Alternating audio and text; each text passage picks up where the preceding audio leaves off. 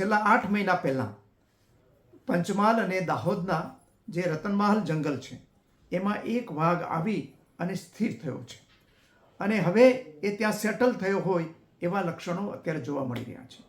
એના પછી ભારતની નેશનલ ટાઈગર કન્ઝર્વેશન ઓથોરિટી છે એમણે એક અભ્યાસ સમિતિ મોકલી હતી અને અભ્યાસ સમિતિએ પ્રાથમિક અહેવાલ તૈયાર કર્યો છે અને એ અહેવાલ મુજબ અત્યારે ગુજરાતની અંદર એક વાઘની વસ્તી બતાવેલી છે.